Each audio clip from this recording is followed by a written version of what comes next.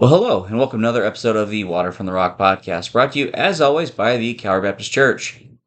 The ham sandwich to my bologna and cheese. Or no, I'm more of a ham sandwich, you're more of a bologna and cheese. I used to be. I like fried bologna now, but I don't eat too many bologna and cheese sandwiches these days. You know? Kind of got not much care for that. But used to eat when I was a kid. I mean, almost every day I'd eat a bologna, cheese, and tomato sandwich. And how gross is that? That's gross. And but anyway, though. But yeah, you're Pastor Tim Robbins, my dad. Yep. Gotta say how it do. Yeah, how it do. There you go. But it's funny. I was thinking when you said that, I was thinking. You should have said "You're my Christmas to my New Year" or something. Oh, Christmas! I should have done that. Christmas or something. So, but that's your thing. So, but that's all right. Maybe next time. Maybe next year. Maybe I'll just use it. I'm always late for everything else. Exactly. So, but anyway, though. So, glad to be here. How it do? How it do? Yeah. And no, guys, we were just sitting here. We were talking about. It's kind of this year. We want to do a year-end wrap-up, but before that, we're going to talk about things that happen like on the podcast, things that we've done in the church, stuff like that. But before that, let's go and get the cancer update going. Yeah, so yesterday I went down to Iowa City, about 2 hours south of us, and we're a little over 2 hours, and I had a PET scan done, and then I had a follow-up consultation with a surgeon, the cardiothoracic surgeon. Mm-hmm. Even though you think cardiothoracics, you're thinking that's heart and lungs, but actually it's they do esophageal junction cancer, gastroesophageal junction cancer. So I think of dinosaurs. Surgeries. Yeah, so it's called I forget what it's called, but it's esophagealectomy. Yeah, kind of like that. It's I don't know. It's a big term. And but anyway, though, so I got the PET scan done yesterday, and it's not been officially read by the radiologist. But the surgical team read it, looked at it, and they didn't see anything new on there. They saw the spot that was on my liver for the first time wasn't there. Good. So that turns out to not been anything. And they also saw that the cancer has not spread, and was not in the lungs, was not any other place that they could tell, and has shrunk. So it looks like I'm approved for surgery. I did have to have a heart test, stress test, nuclear stress test done on my heart, Mm-hmm. and that showed a possible blockage or a minor blockage that I might have to have a stent put in. So if I have to have the stent put in, which I'm going Monday for the heart cath, and if I have to have a stent put in, then that'll push my surgery back a few weeks. And but if not, surgery will be on Tuesday the 14th of January. If I have to have the stent, then the surgery will be pushed back to like in early February, and so push me back about because it's gonna be 30 days from the day of the heart cath put in, and So let's pray that you don't have to have the heart cath put in. or the stent put in. Let's pray for that, and but if whatever the Lord chooses, it means no ill from the table of God. So, and but this is was really good news, and the cancer that I have is a really aggressive cancer, a pretty aggressive cancer, I should say, and so for it not to have spread, that's incredible. That's massive. It's a miracle of God. Yeah, it's been the Lord, and we jumped through a lot of hurdles here, but it's all been the Lord that's just gotten us through every one of them, and very grateful for that. And so that's kind of where all that's at. So. Like I said, today is New Year's Day actually for us, and so we're down here on our day off and doing a podcast, and anyway, on New Year's Day, so today's Wednesday, and so Monday, so when I'll do the heart cath, and hopefully I won't have to have a stent put in, and but if not, it'll be 2 weeks from yesterday. I'll have the surgery, and so 2 weeks from New Year's Eve, and so it'll be 2 weeks from Tuesday, and the 14th, I think, is that the right date? Mm-hmm. January. Yep. 15th, 13th. I think it's 14th. It's the 14th. And so it'll be a Tuesday. 2 weeks from yesterday. So they did tell me that the most likely stay 5 to 7 days. I could be longer. The original doctor told me 7 to 10. But they also found a massive hernia. Well, they found. I knew I had it. Everybody else knew I had it. There's ever seen any scans. But I have a really massive hernia that they're going to fix while they're in there too. So how big is the hernia? It was like the size of an orange. Oh, Yeah. that's gross. Yeah. I got one that's about the size of like a pencil tip, maybe. Yeah. No, so Jeepers creepers. Yeah, it busted through, and anyway, so they're gonna fix that while they're in there. So excited about that. Glad to get that thing resolved. Things never really give me any issues really though. But every once in a while you might have a problem with it. But other than that though, but the scar tissue from all the radiation and all that, it's been a nightmare. It's incredibly painful all day long, and to eat and drink, eat really more than anything is pretty painful. But it's not like super. I say incredibly. I think that's too big of a word. It's painful, but it's not incredibly painful. And Is it worse than before you had yeah, that it's then? worse than before. Okay. The pain every day, all day long, is way worse. And eating is way worse. But it's a trade off. That's what they told me it'd be a trade off. He said the pain before you have, well, it'll be worse than that. But you couldn't eat or drink before without issues. Now you'll be able to eat and drink, which I've been able to do. And so when I get to be full, but I fill up very quickly. And they were trying to tell me with yesterday, you won't be able to eat much, and this will be a new way of life for you, and it's very invasive. It's a major surgery, and all these things, and you won't eat the same. And I'm like, well, I haven't ate the same in really about 8-9 months now, so it Yeah. ain't gonna be anything new to me. So, but I will be in the hospital a while, so you'll be doing podcasts by yourself for a couple of weeks, and Well, I had some guests lined up. so good. Okay, that's awesome. It's hard for me to monologue. And so anyway, though, so we'll be doing all that, and but I won't be able to do that for a week or two or better. Who knows? And but anyway, hopefully everything goes well. Hopefully pathology comes back pretty decent, so that it's not spread all the way up the lymph nodes like they were afraid that it was, but it doesn't show that on the PET scan. Good. So so hopefully it hasn't, and if that's the case, then that means less therapy and less treatments afterwards. And so Did you talk about your liver? the spot that they found on my liver that turned out to be nothing. They said so. Yep, because it didn't light up again. Yeah, it So. didn't light up again at all. And had it been cancer, it would have lit up again, even if with the treatment. Hmm. So the chemo does kill it, or at least kills most of it, and the radiation kind of encapsulates it a little bit because it scars it up and shrinks it.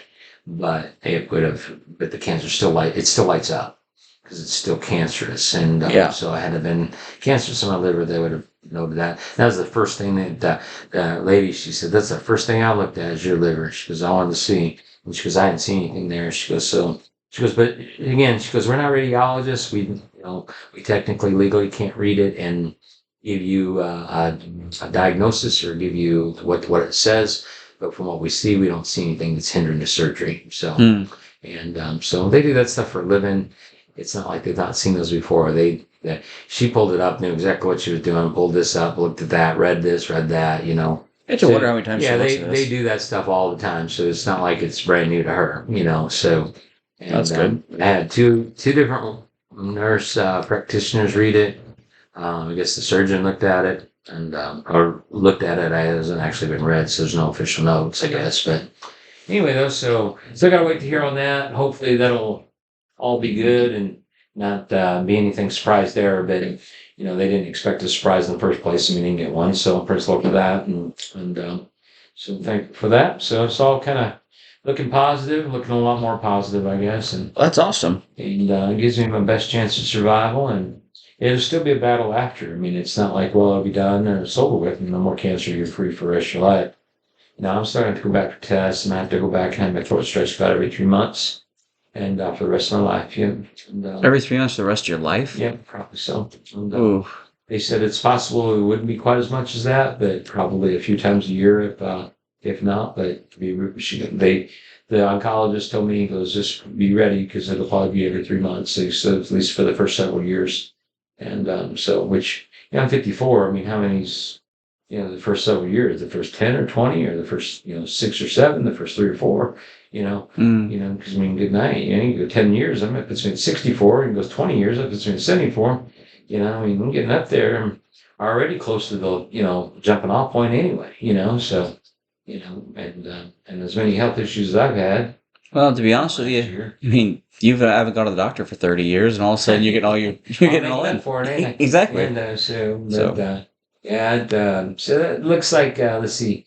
So 2 PET scans, 2 endoscopies, 36 CT scans, 25 radiation treatments, 6 chemo treatments, What else have I had? One big ball of cancer. Yeah, I was gonna say, and some other tests I've had done, an MRI. So I just had a bunch of them. Finally, don't look like I'm gonna have to do any more. And the stress test. Gonna have a Mhm. heart cath done now. So. And let me say, you are absolutely glowing. Yeah, Must be all the radiation. usually that stuff makes you pretty gray, but I've had my days though. There was days where Amy's like, "You look really gray," and I'd look at myself like, "Oh my gosh, I do look like I've." A lot of people who do chemo look very gray. You ever notice that? Wonder why that is. It kills your immune system and then just your blood, I guess. I'm not sure, but I think I knew it one time, but I can't remember. So, but anyway, though, it just it takes a lot out of you. I mean, it really does, and thyroid's all out of whack. Got some nodules in my brain that are out of whack, and got a spot on my bone marrow that they got to watch, and I just got all kinds of good things going on. So, but it is what it is, and so just kind of. I remember you used to always tease Jim Scott about being held together by duct tape. Mm-hmm. I guess I'm reaping of that. Yeah. I told him, I said, he's an old man guy, and he's an old pastor. And I said to him, I said, you're held together by prayer and duct tape. He goes, my goal is to get 10 in. And I think he lived to be, 76, 78, so 77, somewhere in there. So he got his 10 in, and plus a few. And so. Says here it's caused some chemotherapy agents can cause hyperpigmentation. Okay. There you go. Yeah, so makes sense to me. So, but yeah, it messes with you. And but what's the thing is, I didn't lose my hair, but I'm still losing my hair. Yeah. Like when I got out of the shower this morning, I still had a bunch of hair in my hands. Really? Yeah, even though I haven't done chemo in about a month, Huh. So the last chemo treatment I had, it's been a little over a month, and I'll shave my head. so I still kind of losing it. Amy was looking at it yesterday, and we were driving back from Iowa City, and she's looking at it yesterday, and she goes, "Yeah," she goes, "It is a lot thinner." And I said, "Yeah." So, Well, thanks. and yeah, so I can tell it is. And she goes, "And I haven't had to have a haircut in like a month. It used to be about every month I need a haircut. I was shaggy as a dog, and I'm starting to get a little around the edges there, but it's so thin that and Yeah. I don't really have to cut it. I just kind of loop it around a little bit, make it look thicker. So, but all in all, well, not too bad. And good news, I felt like from the doc. Hopefully, Thursday and Friday don't get any bad news from the PET scan reads, and hopefully we'll get good news at the cardio heart cath done and the cardiologist there. So, are you excited about getting surgery done? yeah, I am. I'm not excited about the surgery itself, but I'm excited about having this stuff cut out of me and. Hopefully being on the back end of everything and Yeah, and it would be the back end, but there's a whole nother, it's no maybe like the back straightaway of a racetrack. You still got another half track to go. yeah, I mean you still got immunotherapies, like you said, getting your throat stretched all the time. Scans done every so often to make sure that nothing else is happening, make sure nothing was missed, make sure nothing's come back, which that's all cut out. But if it was in somebody another lymph node that we weren't about, know about, and all of a sudden showed up. I mean, one cell, how easy is that to miss? Yep, and exactly, and so, but immunotherapy is supposed to retrain your cells to Fight it? fight it. Yeah, and it's really advanced, and helps rebuild your immune system, and that. So hopefully that'll work. And so Good. Yeah, and so all in all, I feel like it's pretty positive, and still got a few more kind of bridges to cross or hoops to jump through or hurdles to overcome, but. Really one big one in the cardio deal, but also the PET scan being read, by a radiologist. Don't want them calling saying, "Hey, you got this going on, you got that going on," and now I got more to deal with, but Sure. But whatever the Lord orders up, the Lord orders up. He knows what's best, and He's God, and there's no open table of God, and You're right. but I will say this though. We were leaving out yesterday morning to go down to Iowa City, and we started to drive down the road right there in front of the house. They were a block from the house, and Amy goes, "Are you nervous?" And I said, "A little bit," and which I've pretty been fretting about a lot of stuff, and so I'm trying to wrestle through it. And I'd prayed and asked the Lord to just have me wake up feeling full of faith, like I did the day I got the cardiogram done, and our stress test done. And anyway, and I didn't really wake up full of faith. I'm like, well. Bad day today, and I get bad news. I got to resign myself to the fact that, maybe God's ordered up a different path. And I got to be okay with that, you know. And we were driving down the street there, and she goes, "Are you nervous?" I said, "Yeah, a little bit." And she goes, she goes, "I think the way I would look at it is, let's go see what God has done." Mm. And that just really hit me. I thought, that's what faith says. Not that ain't what I've been saying, Faith says, let's go see what God's done. And I just all the way to about Cedar Rapids, which is about 100 miles away. I just sit there and bawled off and on the whole way. I was so in the presence of God. My heart was so full of faith. I went and do that PET scan. I'm like, whatever it is, whatever it is, it is. And they're like, we need you to use the restroom before you go because you're going to be in there for 25 minutes during the scan. And and you have to lay perfectly still. And you got to lay with your hands above your head. It's just a messed up deal. Put your arms in a pillowcase. And it's a weird deal how they do it. But anyway, though, and I said, okay. And I went into the bathroom and I looked in the mirror there. I was washing my hands. And looked in the mirror and I said, Lord, this is it. This is the time. And so I'm going to trust you to fight it and you take care of it. Whatever you order up, I just got to be good with. So you give me grace to go through it all. And then, got that back. And, I expected God to do something, but, I was okay with whatever he chose to do. I was trying to be okay. I say I was okay, but a lot of times I'm not, Yeah. I tell God I am, but God's like, yeah, I don't think you really are. So, No, I never do that. But anyway, though, no, pretty positive, I felt like, and thankful for that. That's great. Any which way, though, so praise the Lord, though. That's kind of where we're at. Yeah. T-minus 2 weeks, hopefully. Yeah, so hopefully so. And that, like you said, that heart cath has got to be done. And I have to put a stent in. The truth is they said it might be a genetic thing. Like you might just have a weird shaped heart. Yeah, because the one thing that the cardiologist said down there in Iowa City when she was looking at it, she said, well, that word fixed means, she goes, that's really actually positive to me. She goes, if it said reversible, then that would make me concerned. She goes, but when I see fixed there, she goes, it leads me to believe that may not actually be an issue at all. And you just have narrow arteries. And she goes, that's just part of it. And that's just the way you're designed. And she goes, basically, it's something your family's probably passed to you. Which my family's, well, that's the way we are. Yeah. So, but anyway, though, so praise the Lord, though. Absolutely. So this year in church, we have done the ham giveaway, which was our second time doing that. We've done the turkey giveaway, second time doing that. And we had, 120 people show up for turkeys and then 125 for ham? It was almost about 120 something for the turkey dinner. And then I think about 120 with the ham. And Which the year before we had 100. Yeah, so, a little over 100 on the turkeys, and we were about 120 something on the turkeys and about 890 or so on the hams. Last year? Yeah, so we went way more on the hams this year than we did last year. So that's exciting. I actually got a card or two back from people thanking us for that, which the year before we really didn't. So oh yeah, that's awesome. And so pretty excited to hear that. So. Yep, that's exciting. And then we had, was this our first carnival or was this our second? I can't remember. This is our second carnival. Second carnival this year. That sounds right. Yeah, because we broke your window this year. Yeah. Yep. Second carnival. What else have we done? Seems like our church has done a lot of things this year. I know we started the podcast back up. That's one thing. That's been going for 9-10 months now. Is it March? I think. I'm not sure when we started. I should have put together a list of all the stuff we did, but we've done that. You started writing a book, which TBD when that'll be finished, and we've done that. Yeah, no kidding. But you sent me the first 19 pages of. I read. I enjoyed it. That was awesome. I do say that you probably should use a little more commas, but that's okay. And well, I was using the word text to speak. Yeah. Gotcha.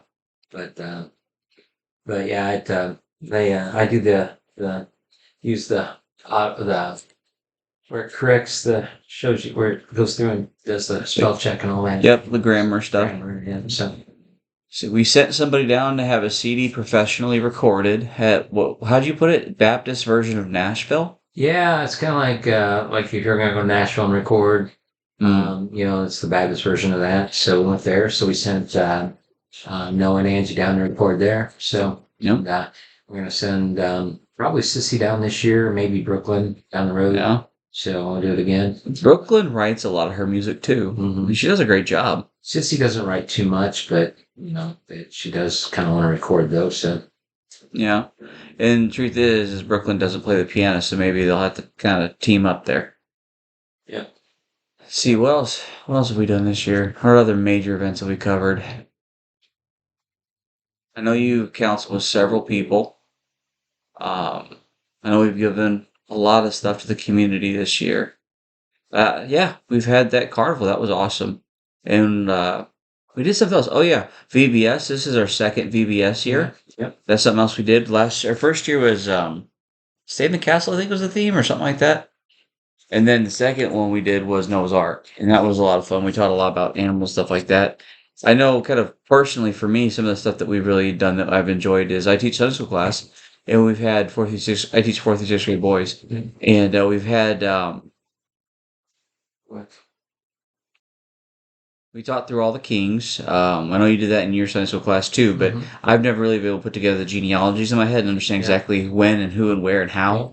So that was really neat. I really enjoyed that. That was kind of a consolidation of knowledge I haven't ever experienced. I've had so many people tell me that's the best series that they ever had, like in Sunday school, Mm-hmm. and the best series they ever taught. And I'm actually pretty jealous of the fact you guys are going through all the prophets now, and we didn't do that. We went with more animals. yeah, and to be honest with you, I have my notes on that. I mean, I think we're on our 10th or 11th lesson now. You did 11. You did Elisha on Sunday. So you'll be on your 12th this week. 12th this week. Okay.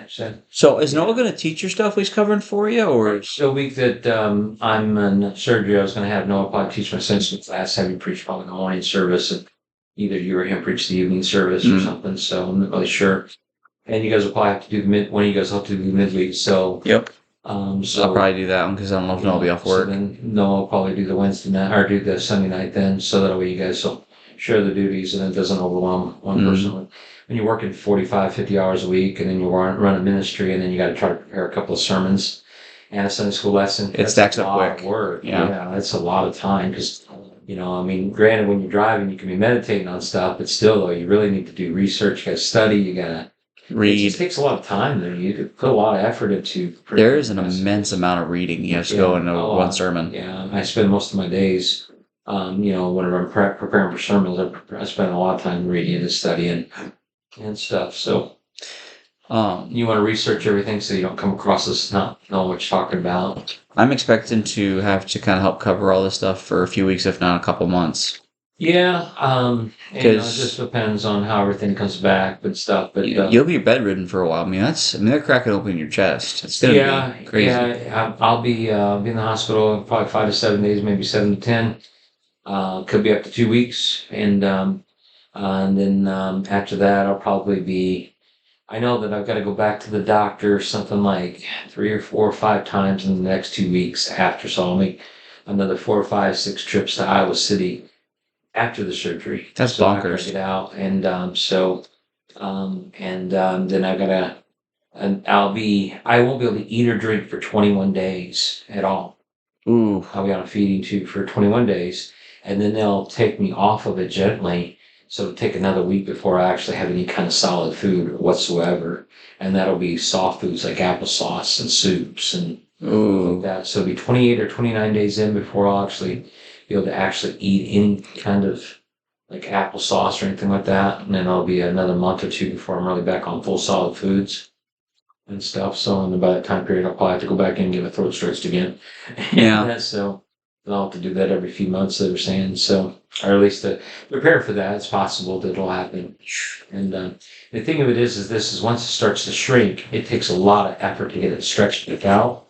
So you have to get in right away to get it stretched. Sure. If you wait, then it shrinks too much. It'll never get it stretched back out to where it was completely because it's just so much. Takes so much to actually get it stretched out. That's crazy. Yeah, it is crazy. I mean, it again. I forget what they called it, but they said it's like the same as being where like you become an amputee, you lose a limb, or you like a disabling thing. Yeah, it's a life altering deal, and it's massive surgery like that, of equivalent of open heart surgery. So it's a big deal.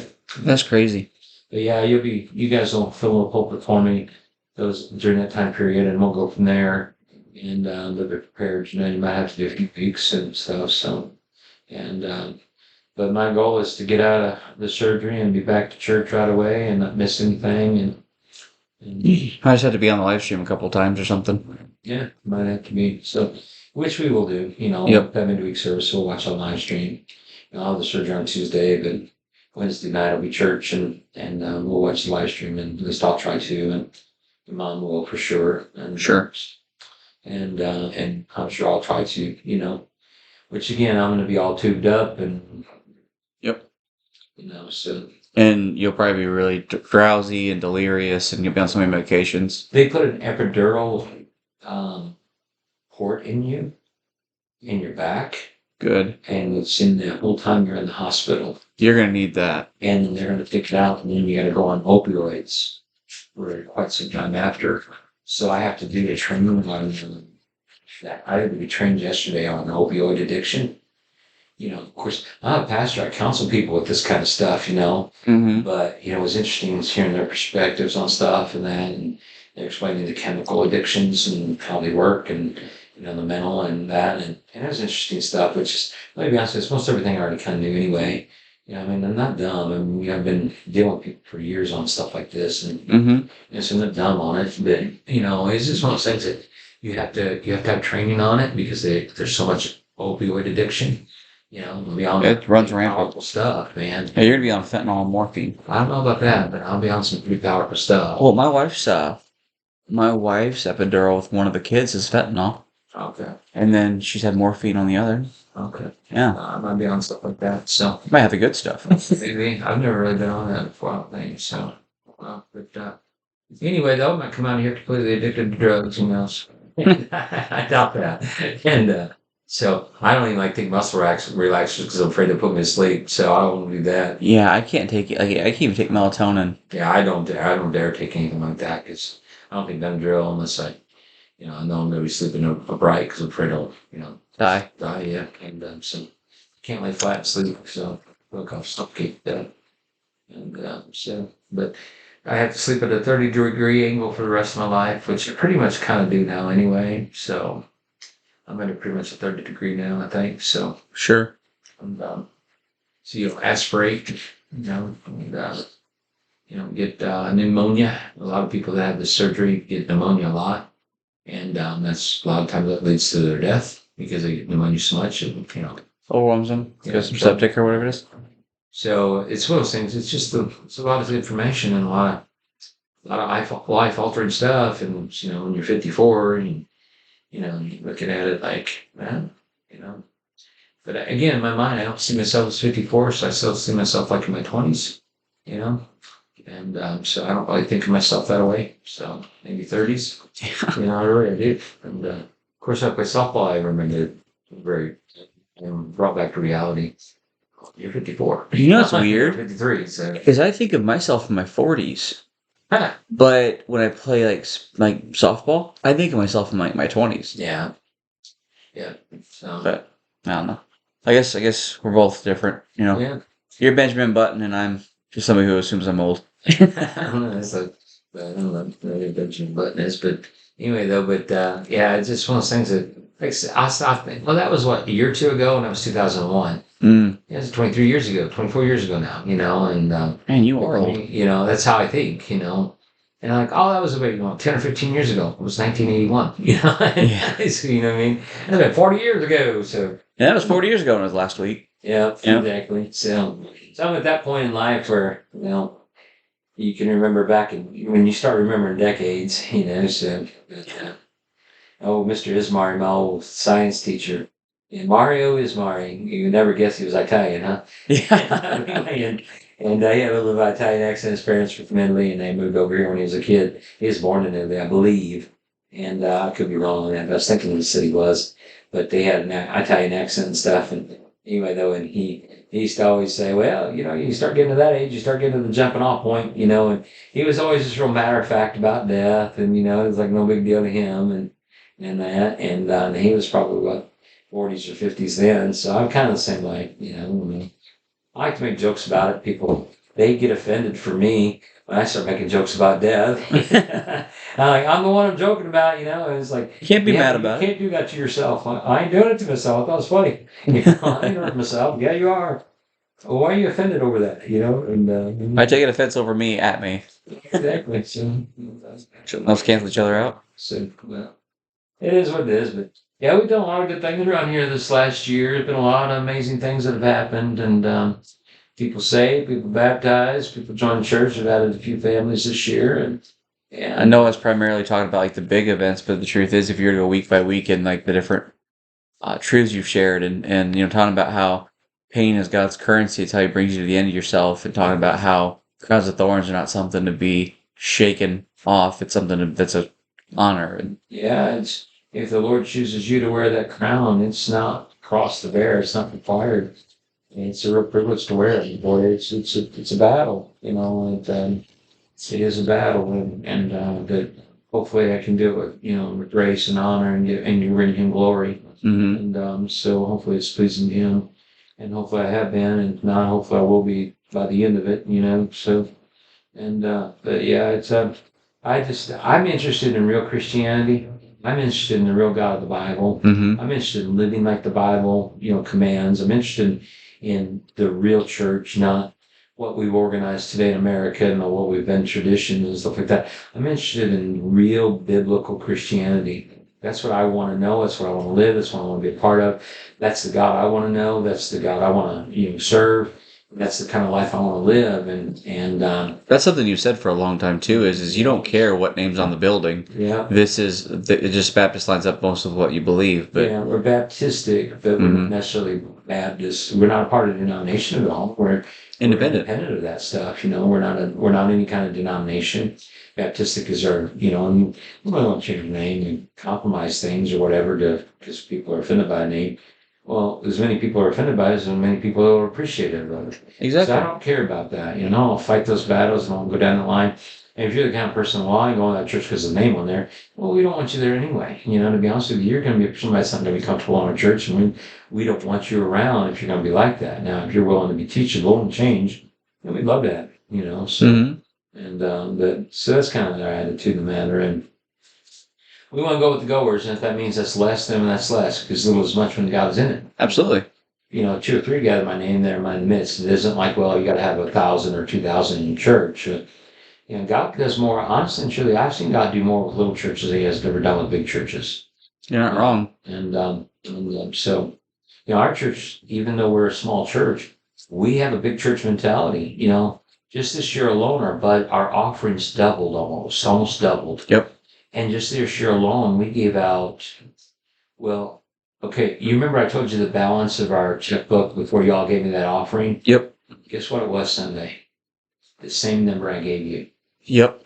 The Isn't that church crazy? gave out 15, 20, 30, $32,000 in a month and a half's time. $33,000 in a month and a half's time. And we're back to the exact number we were at when we first started to give it. Isn't that crazy? So tell me that's not biblical. Absolutely. How does that happen?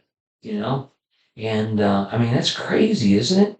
I was looking at the balance of, because I have the online banking, for the church, and I was looking at that, and I'm like, you gotta be kidding me. I thought it was going to be, honestly, I thought it was going to be $12,000, and it was already back up to where it was at.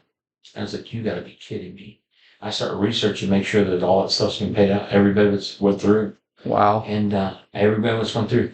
We had a $10,000 offering Sunday, or last Sunday, where it was, or no, the Sunday before last. And this last Sunday, we had another 2 or 3,000 or whatever, and commanded.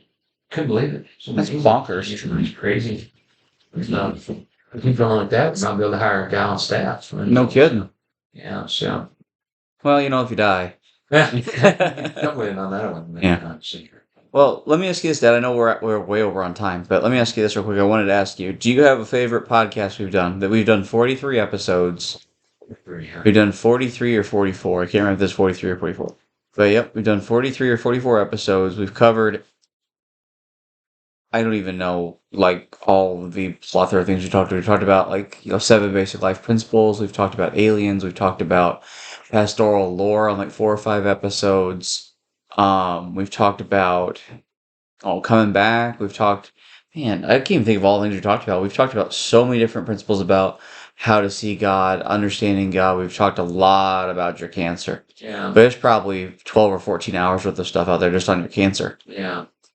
I don't know. I don't know if I would say anyone particular one would be a favorite because I really have enjoyed doing them all, and I enjoy sharing the information and that. But I think probably my favorite, if it comes to my mind at least, would be whenever I first shared my cancer diagnosis. Because to me, as hard as that was to do that, I felt like a real, I don't know, I just felt like God had given me a grace that day, and that I'd never actually sat down, like I still have it.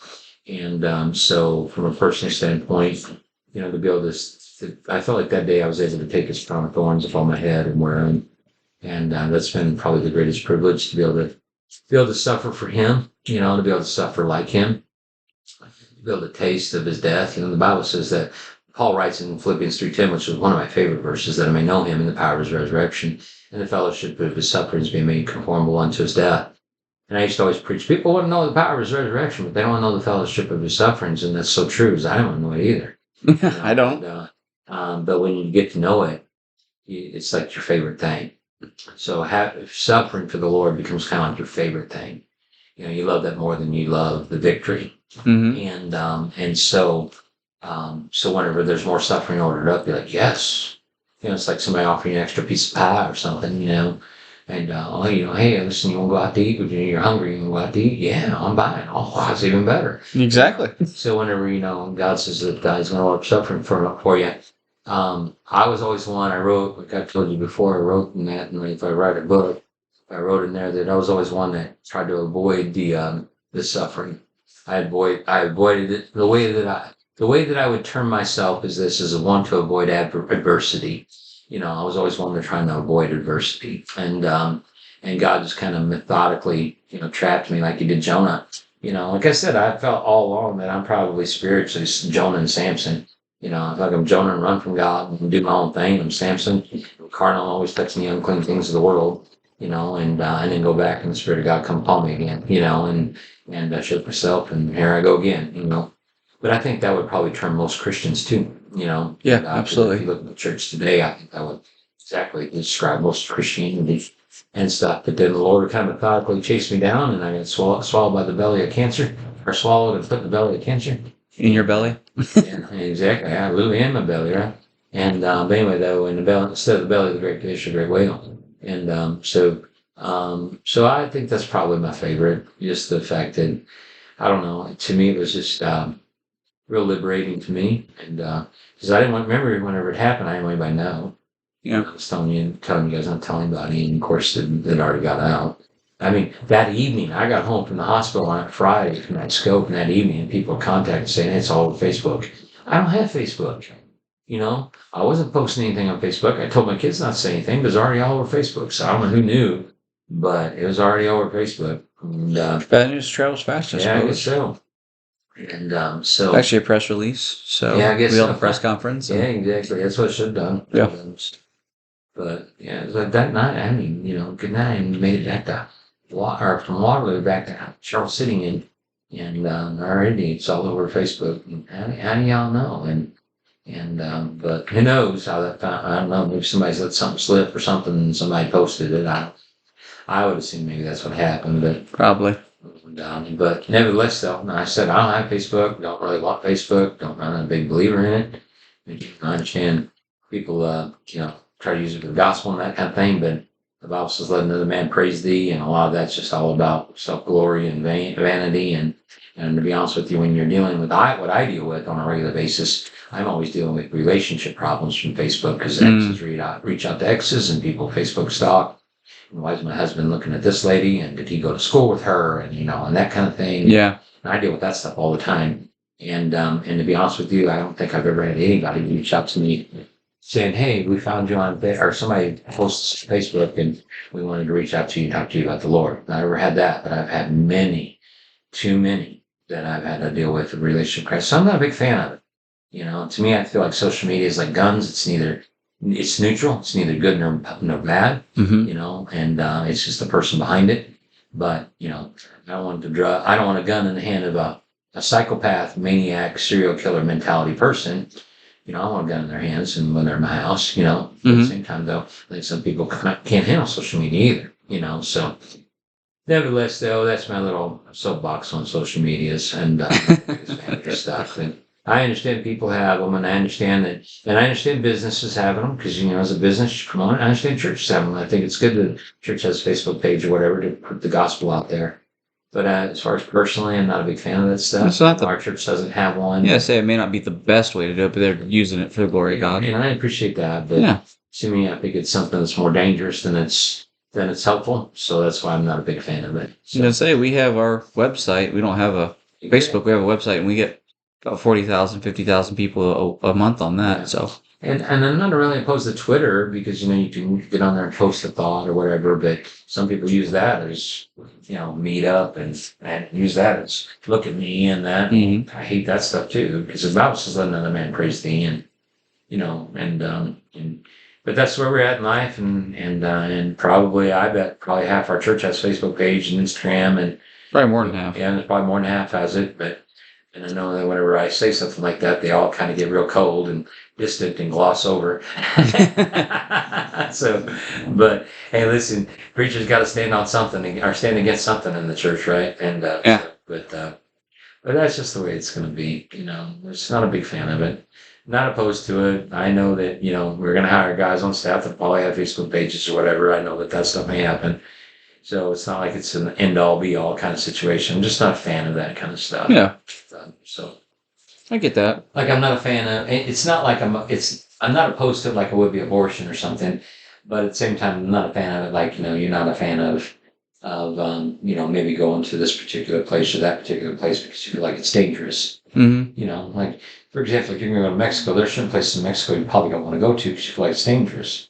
But there are missionaries going there, so. Exactly. So it's to me, I feel like there are places in Mexico that if I visit, I've never been to Mexico, but if I visit, I may want to avoid because drug cartels or a lot of abductions happen there. So, but there are other places aren't, So to me, I feel like that's kind of the way I look at like social media and stuff like that. Sure, that A makes lot of it I sense. want to avoid. So, but nevertheless, though, I think that's probably my favorite. So. Fair enough.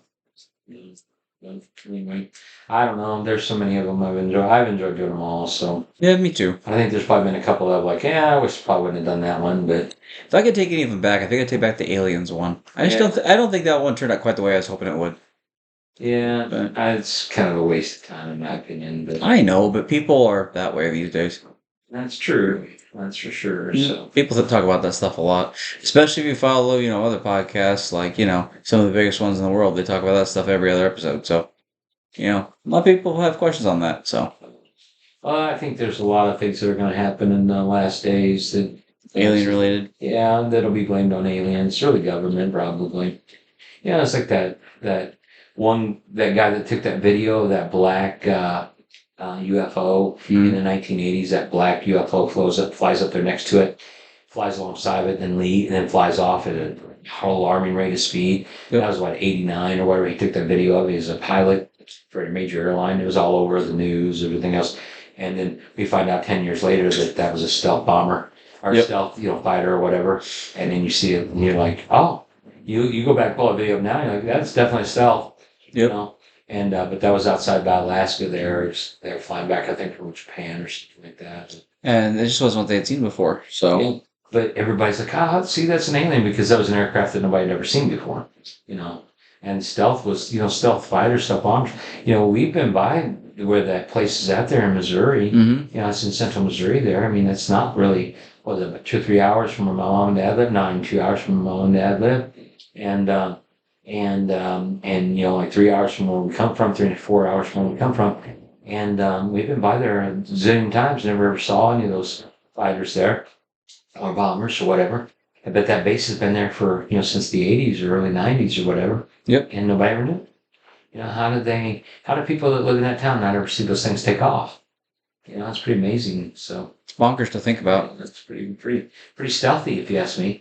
Yeah. So You think? I think a lot of stuff comes out over time. Yeah, I think so too.